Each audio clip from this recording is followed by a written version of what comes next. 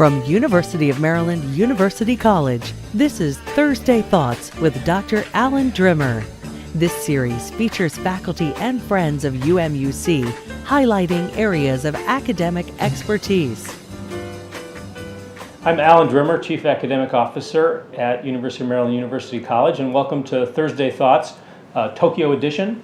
I'm here this afternoon with Dr. Joanna Grant, one of our professors at the University of Maryland University College here in Asia, and I'm going to be talking to her a little bit about her work and what brought her here to Asia. But first I thought I'd give a little bit of context on these Thursday Thoughts that I've been doing. I've been at University of Maryland about 6 months, and I was looking for a way to try to interact with our faculty. We have a considerable group of faculty, full-time faculty, and part-time faculty, and I wanted to find a way to meet them and talk to them in a little more substantial way than just casual chit-chat. So I figured, why not do it face-to-face and give me a chance to learn a little bit about each person and give them a chance to talk about their work and their experiences, and then we'll share it with the whole community. So I think this is my 6th or 7th interview, and thank you very much for doing it with me.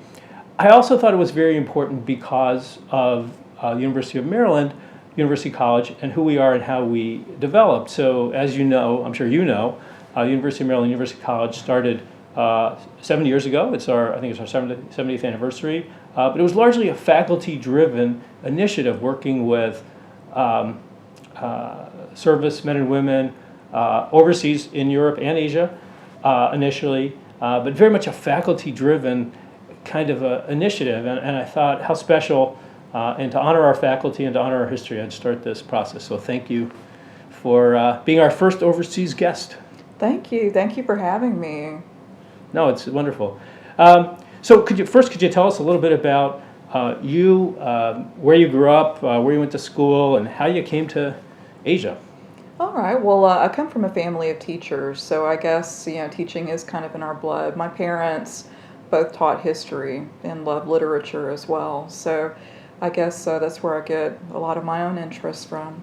I was born in Georgia and lived there until the first time I went overseas when I was in my early 20s, and came back to the States, got my PhD in upstate New York, and taught in Alabama for a little bit until I got the opportunity to go overseas and teach for UMUC. So I started with UMUC in 2010, actually here in Japan for a little bit before I left and went downrange for the first time, where I've spent a good portion of the last 8 years. Downrange in University of Maryland parlance means the Middle East, the Gulf area. That's right, yeah, mostly the Middle East, although we do have a couple of sites in the Horn of Africa, like Camp Lemonnier in Djibouti, where I taught for a little bit in 2012, which was an amazing experience. First time I'd ever been to Africa, and it was great to meet the people there, and I'd love to go back someday.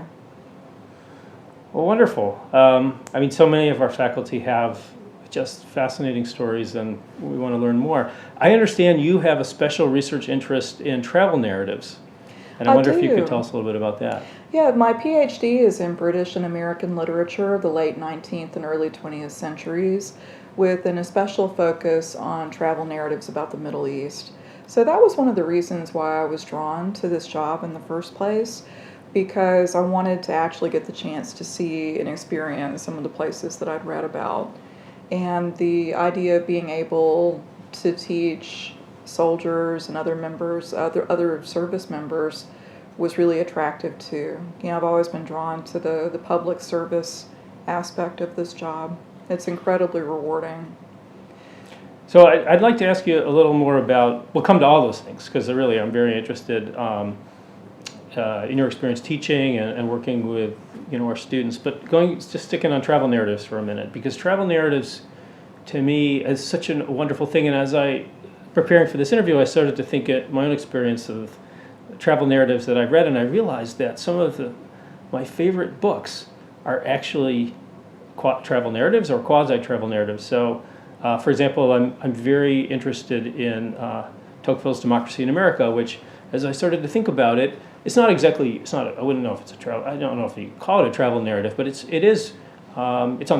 based on his visits to the United States in the 1830s, and so many observations, powerful observations, somebody from one culture going to another culture and observing it. And I remember also when I was in school and working on my own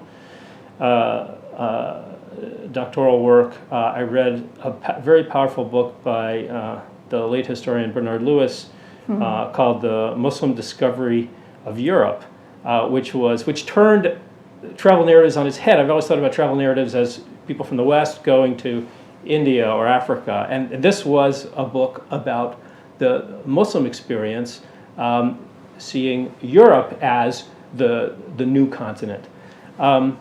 Anyway, so I'm very interested, and I think also, even though it's an interview of you, if I might, sure. For me, travel narratives are also a chance to really develop one's critical thinking, because it forces you to reflect on your own experience. In trivial ways, do you drive on the right-hand side or the left-hand side? But also, it forces you to really question even things of right and wrong, and so there are sort of moral components to it. So you've obviously thought about this in a very deep way. What drew you to the travel narratives, and why is it relevant for today's students, in your opinion? For a lot of the reasons that you just mentioned, travel narratives usually turn into something more than just a record of one person going to someplace else. They usually end up being a confrontation with the self. That's one of the things that's just endlessly fascinating to me about the whole genre. You are forced in a good way, although often kind of a frightening way, to confront your own perspectives, your own prejudices and biases, your own complicity in oppression, I guess, for lack of a better word. It's a very, very loaded word, but there you go. You're forced to examine your own perspectives and your own sort of unstated assumptions about your life in the world, your place in it, all the things that you've been taught. And traditionally, travel narratives have had an element of the quest to them, a quest to understand yourself, a quest to understand your origins, to prove yourself, to atone for your past wrongs, to come to some sort of state of enlightenment. And I think for those reasons, this genre, which is as old as mythology, is as current as it ever could be, as it always will be for today's students. When you say it's as old as mythology, what do you mean? Oh, I'm thinking about the Homeric epics and sort of how they're drawn from Greek mythology. A lot of people say that the first novel, and I guess in some ways, a classic travel narrative, is is the Odyssey. Interesting. The tale of, with all of the kind of classic elements of the hero's quest. What Vladimir Propp called the motivemes, which my students will be pretty familiar with from my mythology classes. Sort of the person who's born with something special and original about himself, somebody who has to go out and prove himself against all odds. He or she will encounter allies and enemies. They make mistakes. They have to atone for those mistakes. And then they have to come to terms with their own success, which in a lot of ways can be more difficult to deal with than failure. And of course, monsters and battle scenes and stuff along the way. All the stuff that makes for a good story. Right. No, that's very powerful. It's interesting how so many it's possible to think about a lot of things as travel narratives that I hadn't thought of before. I never thought of the Odyssey as a travel narrative, but although sometimes when you have to go home and face a lot of traffic, I often feel like I'm living my own little Odyssey, but it's more between about a coming rock home. and a hard place. But it's very much as you mentioned it. It's I can definitely see it. So tell me about some of your favorite travel narratives. Or maybe let's just say the most powerful ones that you know of. When I was working on my dissertation, which was published as my first book, some of my favorite travel narratives that came out of the late 19th, early 20th century, one by Vida Sackville-West, Passenger to Tehran. And I was really fascinated by her book in that she was a female, kind of taking what had largely been a male kind of narrative and kind of flipping the perspective and telling about some of the difficulties, some of the opportunities, some of the obstacles that lay in her way as a female traveler, someone traveling alone, and of course some of the opportunities that came to her from her privileged background. A member of the nobility married to a diplomat. It's a fascinating narrative. And of course I did a chapter on the Lawrence of Arabia biography wars, which was inevitable, but absolutely fascinating, absolutely. So the question of how much of what he said was true, which of course is kind of a classic kind of thorny issue with the memoir, with nonfiction generally. How much has been altered, sort of how much has been kind of edited or condensed, how much is an outright lie, and why. So it was fascinating to trace not so much, sort of what he might have embroidered or made up or cast in a certain way, but which biographer wanted to find a particular version of Lawrence and why. You're talking about T.E. Lawrence. Yeah, T.E. Lawrence, Lawrence of Arabia. It's a marvelous book. But anyway, it's interesting. And a powerful movie. I just saw it in 70 millimeter, and it's incredible. Oh, the great epic from the 60s? Yeah, I think the 60s. Yeah, it's from the 60s. Sir David Lean. It's one of my earliest memories of encountering a travel narrative about the Middle East. I remember my mother took us down to Phipps Plaza, the big occasion, big famous movie theater down in Atlanta, and we saw Lawrence of Arabia on the big screen. That was a great moment. And it had intermissions. In those days, the really long movies had intermission in the middle. It was fantastic. Mm-hmm. So usually, as I understand it, your work is focused on travel narratives coming from the British experience, maybe the American experience. And there's a sort of an air of imperialism, or absolutely. Let's just say it's somebody from Europe or the United States going to visit somewhere outside of the West. Are most travel narratives sort of Westerners going outside of the West, or are there travel narratives also that come from people from other parts of the world going the other way? There are, absolutely, and a wonderful sequel to my first book, if I ever get around to writing it, with all the other projects I'm involved in, would be to sort of flip the perspective, read the narratives of people who did the same journey but in the opposite direction. Thinking about another research interest of mine, the narratives, the nonfiction narratives as well as the fictional narratives, or even the poetic narratives that have come out of the wars in Iraq and Afghanistan. It's been really interesting to see this canon of new work emerge, and there has been an effort to point, kind of our Western attention, our American attention to novels and other kinds of works coming from the Iraqi perspective. So recently there was a collection of speculative fiction that was a collection that was written by all Iraqi authors, trying to imagine Iraq in 100 years. So there have been, I guess, sort of more efforts for us Westerners to kind of try to encounter these other kinds of narratives and perspectives, which is not always something that you see in, the narratives from the late 19th and early 20th centuries. Right. No, I think that we in the West are probably blind to a lot of it. I mean, it seems to me like there's probably never been a time in the history of civilization where there's been more movement of people than right now. I mean, even in the Roman Empire or something, at the height of the Roman Empire, which incorporated so many different cultures. I mean, if you go to our cities, if in Europe, or even this city, the mixture of so many different cultures, and yet I wouldn't have an occasion to read about a travel narrative of someone from Iraq coming to New York, or somebody from Mexico City, moving to Dallas. There must be marvelous things out there, and I think that's, it sounds like that's something you're interested in, and I think it's fascinating to think about what maybe the two perspectives learn from one another.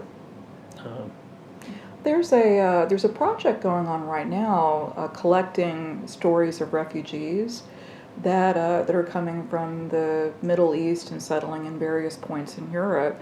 And so, of course, we've probably all followed the stories about unrest and difficulty and problems of assimilation.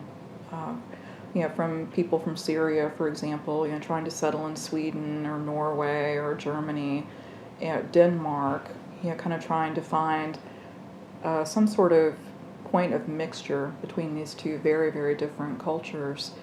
And a lot of sort of famous Hollywood actors have gone on YouTube, so medium a lot like this, to read these refugees' stories. And so it's a fascinating project, and one that does a lot, I think, to create this new perspective that we were just talking about. Who comes to mind? Who's done that? That you know? Okay, well, the actress Julianne Moore just read one of the stories, if I remember correctly. I think Hugh Jackman did one. Wow. Yeah, so it's a really interesting project, kind of on the lines of StoryCorps, or some of the things that you hear on NPR. Do you think they'll let us in on that? Do you think they'll invite us to do that? That would be great. Okay, I would well, love to. Before we leave the subject of travel narratives, I got to ask, because you've spent so much time traveling yourself, have you written a travel narrative, or are you thinking about it? You certainly have the street cred, I guess. Well, thank you. As a matter of fact, I am. I am in school myself, which is something that I remind my students of a lot, because most of my students are adults who are returning to education, or maybe even finding their way into higher education after being out of full-time school or part-time school or whatever for many years. And so I think it is helpful for me, as I try to teach them and meet them where they are, to actually be in school myself. So I'm working on an MFA in creative nonfiction through Southern New Hampshire University, which Never is heard of them. Oh, really? No. Oh, No, okay. I haven't. Sorry. They're a All competitor right. of ours. They are indeed, and it must be said they do a lot of work with military students too. So, wanted to say that. But I'm working on an MFA in creative nonfiction, and I'm writing a travel narrative of my own about my time in the Middle East. You were mentioning military students, and I know that you've had a lot of experience with military students. Overseas, we're teaching so many military students, and I think you and other faculty working with them are doing a remarkable job. Thank you. Could you tell us a little bit about your experience teaching military students? How is it different maybe than other students you've taught? What have you learned from working with them? Well, at this point, I think I've taught just about every kind of student there is out there, and I must say my military students are far and away my favorites. Yeah, they bring a lot of maturity and practical life experience to the classroom, which can only be helpful. Yeah, if you're a lot of I think the difficulty that comes, especially with teaching literature and things like that, to 18-year-olds in the kind of classic traditional college setting. I mean, of course, a lot of them bring a lot of interesting experiences and great intelligence and insight to their studies. But it's just not quite the same, I think. If you're teaching or working with somebody who has come back to education after the experience of being overseas and the experience of participating in military conflict, after kind of having children, kind of having a family, just bringing that sort of richness of perspective to their studies makes my military students incredibly rewarding to work with. Right. No, I can see that. It's more than just regular life experience, right? Because of the seriousness of their task and sort of the courage and the sacrifice that so many of them confront, and their families as well. So yeah, I can see that. You know, my military students, they're very smart. They are very funny, very resilient, and just absolutely delightful to work with. That's interesting. You mentioned resilience. Could you talk about that a little bit? You find them more resilient than other students? Well, I do. If you think about some of the challenges that they face and some of the obstacles that confront them when it comes to pursuing their educations, they have a lot to juggle. They work long hours. They have families. They it's very difficult for a lot of them to sort of physically find the time in their day to come to class, but they do it, and they do it well. They are able to, confront challenges, setbacks, and keep coming back, which is a pretty remarkable thing. Yeah, no, the issue of resilience and motivation is very important to I think everyone in education, particularly educators that work with adult students, and so that's something certainly that we're very interested in, and we think about it for all of our students. So I just thought that was Well, of fascinating. course, yeah. I mean, of course, talk of grit and resilience and things like that, regardless of what area of education you work in. I mean, of course, my mother was a high school teacher for 40 years, so that's something that that she and her peers engage with a lot. How do you teach it? How do you nurture it? How do you cope with its absence? I mean, it's something that's exercised a lot of educators for a long time, but of course, our contemporary moment poses challenges to students in terms of resilience, access to higher education, things like that have maybe not been there before. So what can we do as educators, administrators, whatever, to help them in a difficult endeavor? It's a challenge for us. Yes, there's a lot.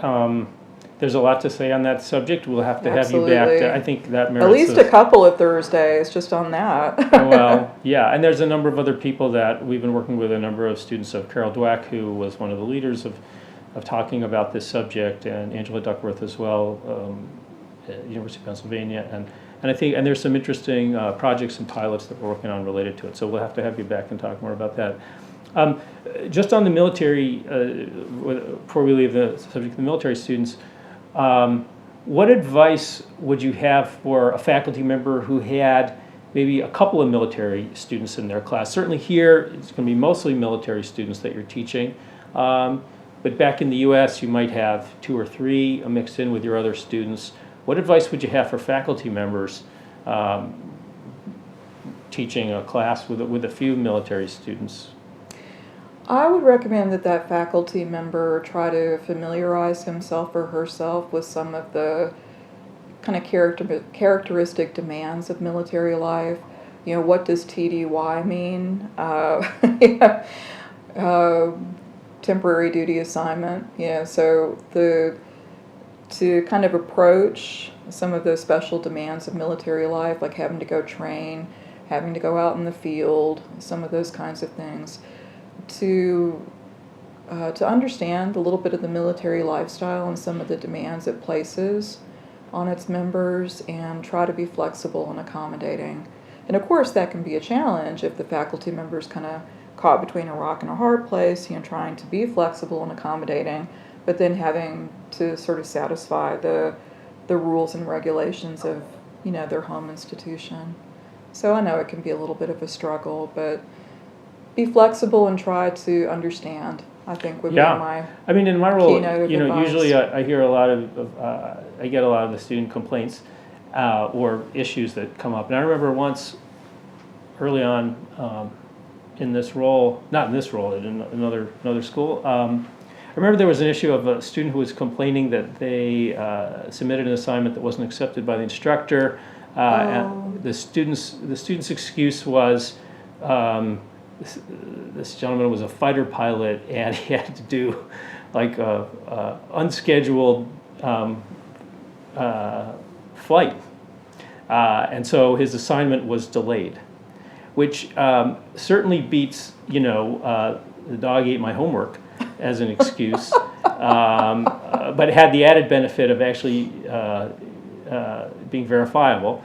But anyway, these kinds of things which just put anybody's sort of pedestrian troubles in perspective, it's remarkable. It been a real gift for it brings me. it home, Yeah, it's been a real gift for me in terms of my time in this job. I mean, of course, we all face our own challenges as part of our own hero's quest, I guess. But you realize that some people's obstacles and difficulties and monsters are a bit bigger than yours.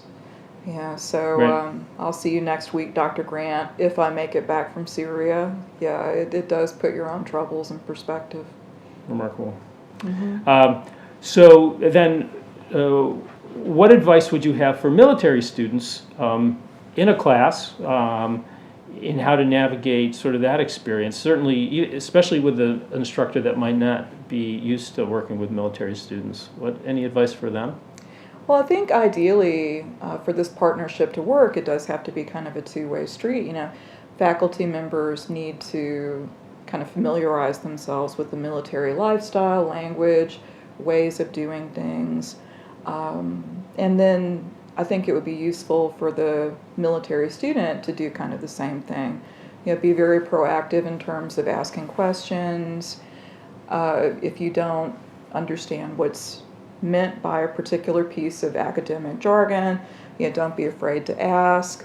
Be really proactive in seeking advisement, to make sure that you're covering all the bases, that you are taking classes that are appropriate for your degree program or possible degree program.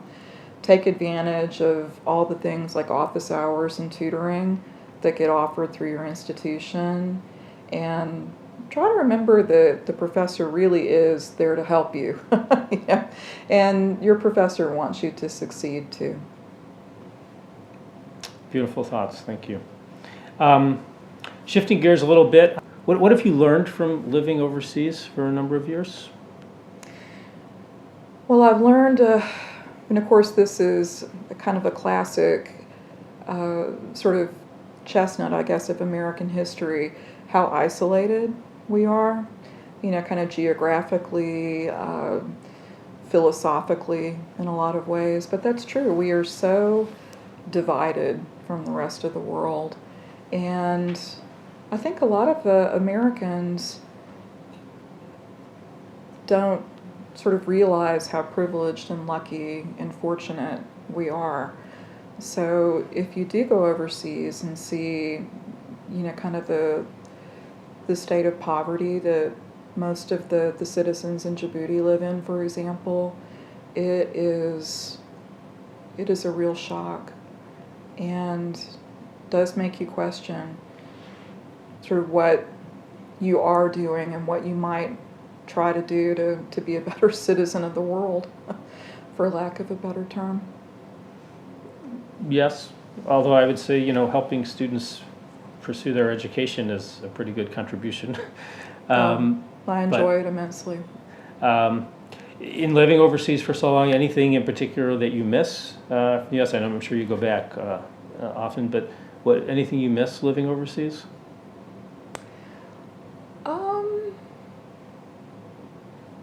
I miss my car. It is always a wonderful experience to go back to the States and, kind of get on the open road and, just drive. I'm tempted to be like Oprah and just give you a car right now, but that would be great. I'm not going to do that. Yeah, no, okay. As much as I'd want to, but no, cars. Well, the thought means a lot. Thank you. Right, I can see that, and of given course, traffic in Tokyo, it's. Sure. But I know you live now. Actually, we should probably tell viewers where you live in a very interesting part of Japan. I do. I live in Misawa, up north, which is very, very different from sort of the hustle and bustle and the urban atmosphere in Tokyo. And I really like it. It reminds me in a way of where I'm from back in the States, kind of a sort of a more small town kind of feel. And I've really enjoyed the people that I've met there. They're incredibly friendly and they've been incredibly welcoming. And it is a wonderful feeling to be able to drive off a base and not go too far, and really you're out in the countryside and you get to appreciate some of that side of Japan as well. I haven't been there, but it's the northern tip of Honshu, right under Hokkaido. Right. No, beautiful. It must be beautiful. Yeah, it is gorgeous there. I mean, of course, I haven't been there for very long, and there's a lot of things that I still want to see, get to know it a lot better. Right. Well, thank you very much for joining us on Thursday Thoughts. It's been Thank you for having me. A real treat. I hope you'll be the first of many of our faculty from Asia and from Europe that join us. Everybody said you have to meet you have to meet Joanna Grant, and so I'm so glad that I did, and I'm so glad that we were able to share that. So thank you again for being with us. It was really enjoyable. Thank Thoughts. You for having me. Thank you. And thank you for joining us on Thursday Thoughts. Thanks for watching Thursday Thoughts with Dr. Alan Drimmer. This has been a production of University of Maryland University College.